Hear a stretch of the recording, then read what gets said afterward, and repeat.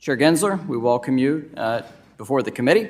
As you can see, we're under new management and a new Congress, so please get comfortable. We expect to get through a lot today. So let's get started with digital assets. Under your leadership, the Securities and Exchange Commission has brought nearly 50 separate enforcement actions against digital asset firms. And now your agency is requesting an additional $78 million to expand your enforcement agenda.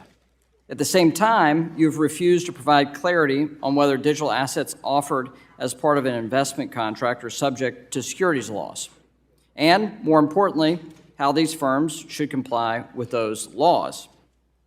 You're punishing digital asset firms for allegedly not adhering to the law when they don't know it will apply to them. It's nonsensical.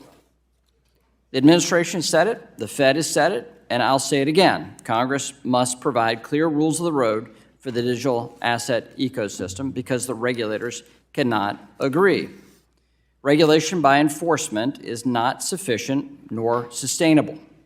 Your approach is driving innovation overseas and endangering American competitiveness. The ranking member and I have worked for more than a year on this issue, and we'll continue to work this Congress. But let me be clear. Our goal is to make law. We expect you to play a constructive role in that process.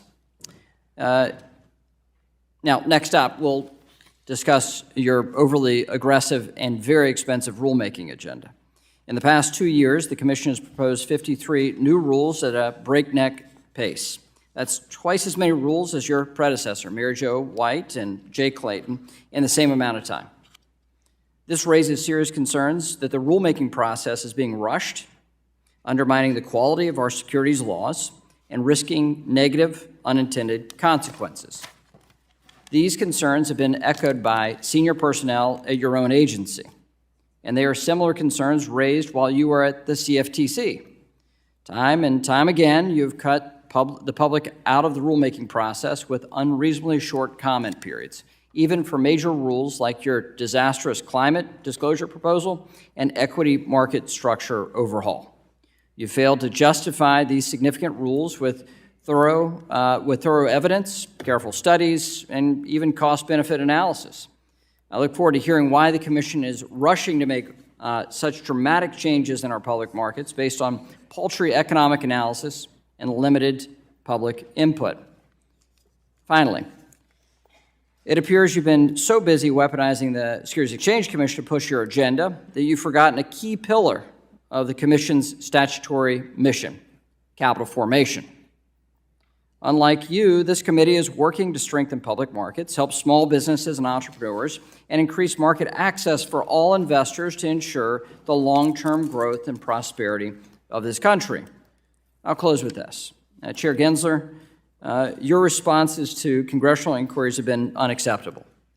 You have a constitutional duty to conduct your business in your agency, but we too have a constitutional duty to conduct oversight of your agency.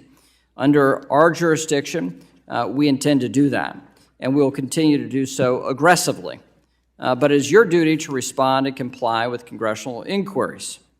If you continue to thwart this institution by ignoring our requests and providing incomplete responses, we will be left with no choice but to pursue all avenues to compel the information or documents we need and the American people need and deserve to see themselves.